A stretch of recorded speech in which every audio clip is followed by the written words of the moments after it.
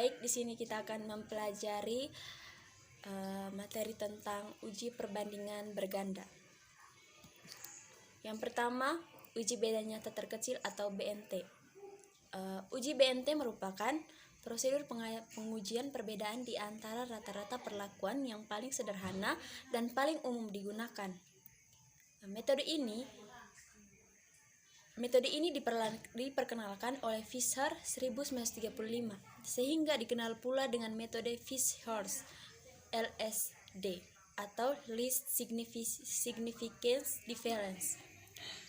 Untuk menggunakan uji BNT, atribut yang kita perlukan adalah nilai kuadrat tengah galat atau KTG, taraf nyata, derajat bebas atau DB galat, dan tabel T-Sudden untuk menentukan nilai kritis uji perbandingan.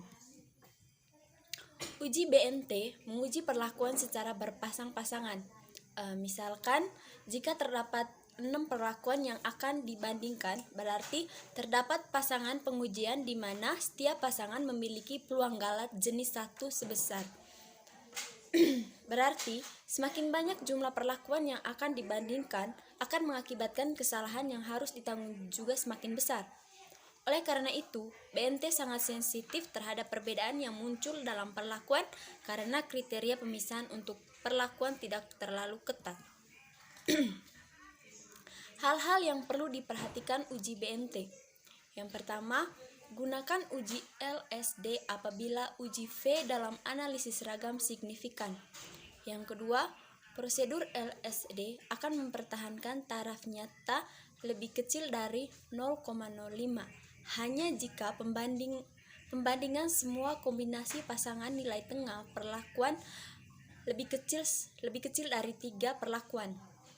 Yang ketiga, gunakan uji LSD untuk perbandingan terencana tanpa memperhatikan banyaknya perlakuan. Misalnya apabila kita ingin membandingkan semua rata-rata perlakuan dengan kontrol, uji LSD dapat digunakan meskipun lebih dari 3 perlakuan. Yang berikutnya kita masuk hipotesis. Hipotesis dari perbandingan dengan metode BNT. H0 sama dengan mu A sama dengan mu N. H1 sama dengan mu A tidak sama dengan mu N.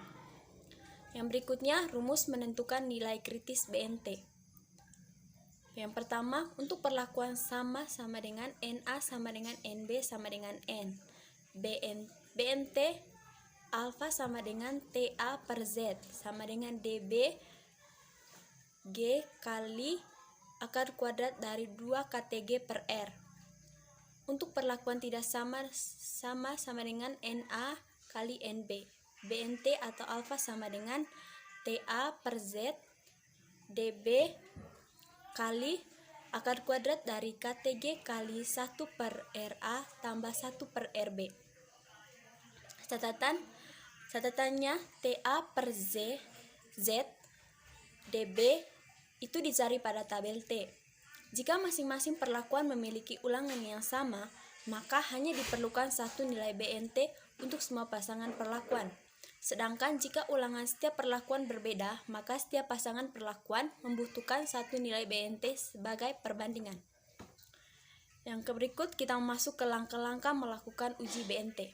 Yang pertama, cari nilai BNT. Yang kedua, urutkan data dari yang terbesar ke yang terkecil. Yang berikutnya, carilah nilai selisih dua rataan. Yang keempat, tarik kesimpulan. Yang berikut kita masuk kriteria pengambilan keputusan uji BNT. Yang pertama, jika beda dari 2 perlakuan lebih besar dari BNT, maka kedua perlakuan tersebut berbeda nyata pada taraf. Yang kedua, jika beda dari 2 perlakuan lebih kecil atau sama dengan BNT, maka kedua perlakuan tersebut tidak berbeda nyata pada taraf.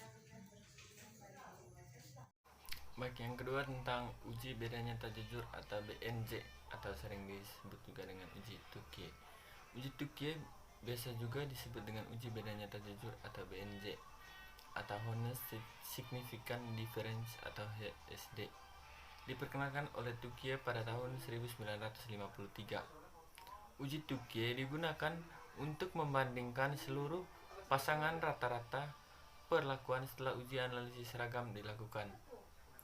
Data dirata-ratakan secara rataan harmonik, lalu skala pengukuran sekurang-kurangnya harus ordinal dan variabel-variabel acaknya harus kontinu. Nah, prinsip ini adalah membandingkan selisih masing-masing rata-rata dengan sebuah nilai krisis V jika harga mutlak selisih rata-rata yang dibandingkan lebih dari atau sama dengan nilai krisisnya, maka dapat dikatakan bahwa kedua rata-rata tersebut berbeda nyata atau signifikan.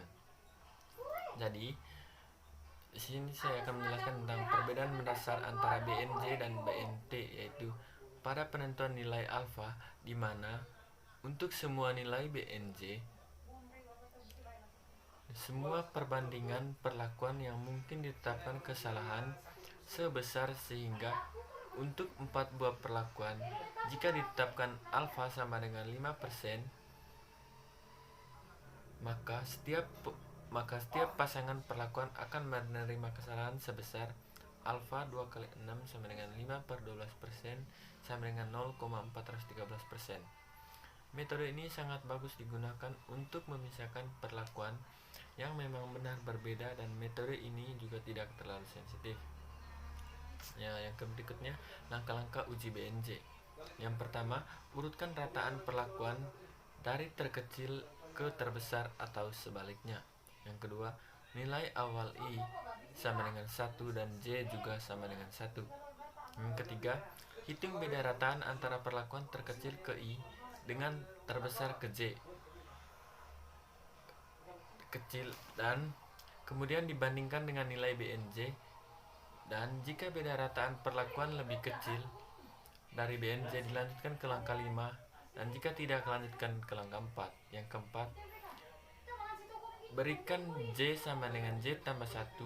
Jika J kurang dari, maka akan kembali ke langkah ketiga, yaitu dimana hitung beda rataan antara perlakuan terkecil ke I dengan terbesar ke J.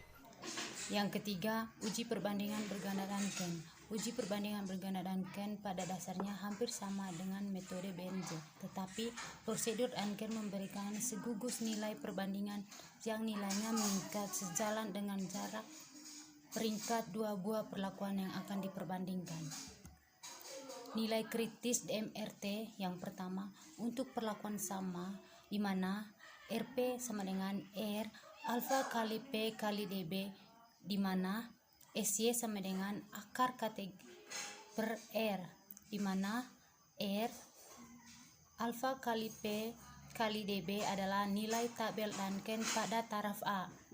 DB adalah derajat bebas galat, sedangkan P adalah perlakuan. Yang kedua, jika perlakuan tidak sama, maka nilai R bisa didekati dengan rataan harmonik dari semua ulangan perlakuan. RH sama dengan sigma T, I sama dengan I kali 1 per RI per T.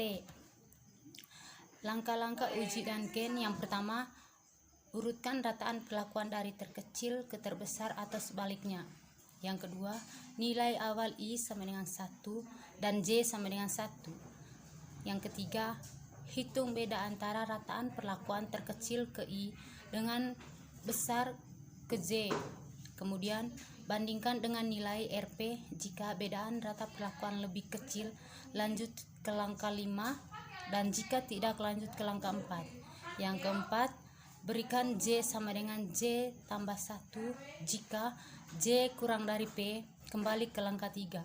Yang kelima, garis mulai rataan perlakuan ke I sampai ke perlakuan ke J.